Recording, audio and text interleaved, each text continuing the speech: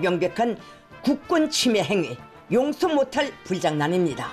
우리의 당당하고 정당한 주권적 권리 행사에 광기적인 무력 시비로 섣부른 대응을 택한 한국 군부 깡패들의 망동. 이 발언들은 모두 대한민국 국군을 겨냥한 북한 국무위원장 김정은의 말입니다.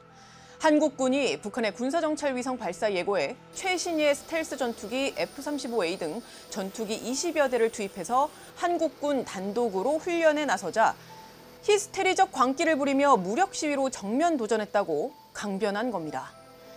북한 당국은 김정은의 이 발언이 나온 당일에 자신들이 예고한 대로 오물이 담긴 걸로 추정되는 대남 풍선까지 대량 살포했습니다. 눈에 띄는 대목은 또 있습니다. 바로 김정은이 최근 군사정찰위성 2호기 발사 실패에 대해 이전과는 달리 실패를 공개적으로 언급하며 실패한 원인까지 밝혔다는 점입니다. 북한 당국은 지난해 5월과 8월 군사정찰위성 1호기 발사에 잇따라 실패를 했을 때는 노동신문과 같은 대내 매체에 일절 소식을 싣지 않았지만 이번에는 대놓고 김정은의 입을 통해서 이번 발사는 1계단 발동기 비정상으로 인한 자폭 체계에 의해 실패하였습니다만 그가 이렇게 실패 원인까지 공공연하게 드러낼 정도로 당당한 태도를 보이는 데는 나름의 이유가 있다는 분석이 나오고 있는데 과연 그 이유는 무엇일까요? 바로 북한의 발표가 사실이라면 이번 위성 발사 실패를 커다란 진전으로도 볼 수 있다는 게 전문가들의 대체적인 분석입니다. 지금 보시는 건 일본 NHK에 포착된 공중 폭발 장면입니다. 불꽃을 일으키며 솟구치던 발사체가 잠시 연소하는 듯 하더니 검붉은 화염을 내뿜으며 폭발합니다. 우리 군 함정이 촬영한 영상에서도 발사체가 폭발한 뒤에 추락하는 장면이 담겼습니다. 앞서 북한은 지난 27일 밤 10시 44분쯤 군사정찰위성을 탑재한 로켓을 발사했지만 2분 만에 폭발했고 발사 1시간 반 만에 그 사실을 인정하면서 새로 개발한 액체 산소와 석유 엔진의 신뢰성에 원인이 있다는 초보적 결론을 내렸다고 밝혔습니다. 이 북한의 발표가 사실이라면 기존에 북한이 쏘아 올렸던 과거의 추진체와는 달리 이번에 발사한 추진체는 추력이 매우 뛰어난 데다 개발 과정도 상대적으로 까다로운 신형임을 의미합니다. 북한이 기존에 쏘아 올린 천리마 1형의 추진체는 일명 백두산 엔진으로 주로 군사용으로 사용되는 것이었습니다.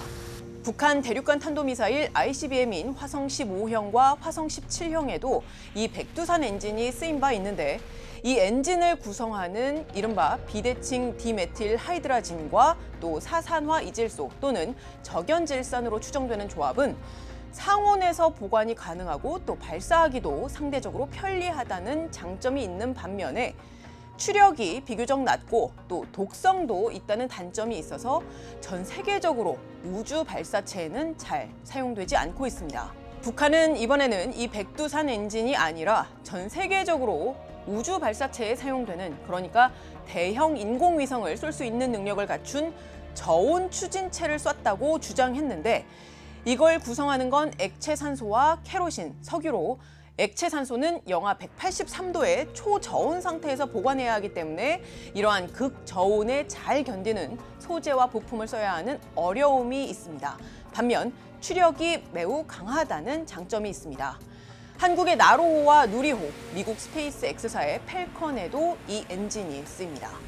과거에 그 엔진은 80톤 추력의 엔진 작은 거란 말이에요. 이거는 하나짜리가 170톤 추력이에요. 상당히 큰 엔진이고 상업용 위성, 그다음에 나아가서 통신위성 이런 대형 인공위성을 발사할 수 있는 그런 발사체를 북한이 빠른 시일 내에 가지게 된다는 것을 의미해요. 조금 더 본격적인 우주 로켓을 북한이 시도했다라는 뜻으로 해석이 될 수가 있는 거고요. 북한이 조금 더 무거운 위성 혹은 위성 여러 개를 동시에 쏠 수 있는 시도까지도 염두에 두었던 것이 아닌가. 북한의 주장대로 새로운 저온 추진체를 쓴 게 맞다면 이는 기술적인 진보를 한층 더 꾀한 것이고 그렇기 때문에 성공하기까지 수차례 실패할 확률 역시 높다는 게 전문가들의 이야기입니다. 한국의 나로호도 앞서 3차 발사가 성공하기 전까지 2번의 실패가 있었던 것처럼 북한의 이번 실패도 성공이 그만큼 임박해졌음을 의미한다는 겁니다. 한 번 실패했다고 해서 이걸 무시하면 안 돼요. 이것은 새로운 연료 체제를 북한이 도입해서 대형 위성을 발사할 수 있는 그런 시스템으로 가고 있다. 우리는 자체 개발이기 때문에 예산이나 여러 가지 한계가 있기 때문에 상당히 그 앞뒤 재가면서 천천히 간단 말이에요. 얘네들은 집중 투자를 하고 러시아가 집중으로 도와준다면 우리보다 더 빠른 시간 내에 갈 수도 있다. 이렇게 보는 거죠. 북한의 똑같은 연료 체제와 똑같은 러시아 기술 원천의 경쟁이 시작되었다. 이러한 북한의 추진체 기술 개발은 그 수위를 떠나 당연히 러시아의 기술적 지원 덕분이라고 전문가들은 입을 모읍니다. 러시아가 나로처럼 일단을 통째로 주지 않았나 싶어요. 북한 자체 개발이라면 이렇게 짧은 시간 내에는 어림도 없어요. 러시아가 우리 쪽에 말했을 때는 그냥 우리 엔진 계속 사가라, 사서 발사해라 이렇게 얘기했었거든요. 설계도 안 주고. 북한에도 그렇게 얘기할 수는 있어요. 아니면은 무기를 주고 거기다 반대급부로 엔진 몇 개를 줄 수도 있는 거고. 러시아가 정말 화끈하게 도와주는 것 같다. 사실상 북한이 적의 표적 시설을 잘 분석해내고 또 공격 명중률을 높이는데 러시아가 큰 역할을 했다는 겁니다. 북한이 군사 정찰 위성을 본격적으로 추구한다는 행위 자체가 결국은 우주의 군사적 활용이라고 하는 것을 본격적으로 시도한다는 의미가 되는 것이고요. 북한의 핵 전략, 그다음에 대남 공세를 위해서 활용하겠다라는 기조가 더 강화되는 것이라고 볼 수가 있다는 거죠. 우리는 어찌 보면 진작에 우주에서 우위를 장악할 수 있는 기회가 있었음에도 불구하고 상당 기간 허송세월을 보낸 것이고요. 결국 우주에 관한 노력을 더 강화해야 된다는 결론에 이를 수 있다는 거죠. 북한 김정은은 연설에서 이렇게 말했습니다. 자신들이 통신위성이나 기상관측위성, 자원탐사위성이 아니라 정찰위성 보유에 박차를 가하는 건 자신들의 안전과 직결됐기 때문이다 라고 했습니다. 북한이 여러 미사일을 개발해 오면서 그 정확도가 과거와는 비교할 수 없을 정도로 높아지고 있는데 앞으로는 위성을 통해 표적 시설을 분석할 능력을 갖는데도 사활을 걸겠다는 의지를 재확인한 겁니다. 안 그래도 북한의 무기가 우크라이나 전쟁에서 쓰이는 상황 자체도 실전 데이터가 축적되고 있어서 한국 안보에 지대한 영향을 미치고 있는 상황인데 이러한 우주 분야로의 북러 군사 협력이 점차 가속화되고 있는 것은 한국 정부는 물론 국제사회가 모두 경계해야 하는 상황입니다.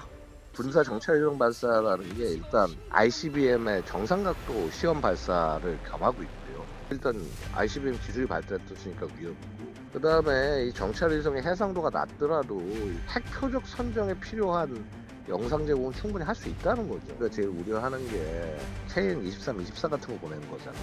왜냐면 그게 거기서 발사돼가지고 해서 데이터가 모이면 그 실전 데이터가 곧바로 북한으로 피드백이 되면 대한민국 공격을 했을 때 이 미사일들이 성공할 가능성이 높아지는 거란 말이에요. 북러 군사 협력은 물론 우주의 군사적 활용에 본격적으로 나선 북한의 향후 행보가 한반도를 포함해 동북아 안보 환경에도 핵심 변수가 될 수밖에 없습니다. 비록 한때 세계 안보의 마지막 보루로 불렸던 유엔 안보리조차 북한 도발 규탄 성명도 제대로 채택하지 못하는 현실이긴 하지만 이러한 북한의 도발은 국제사회의 실효적 대응책 마련의 필요성을 계속 상기시키고 있습니다. 지금까지 뒷백이었습니다.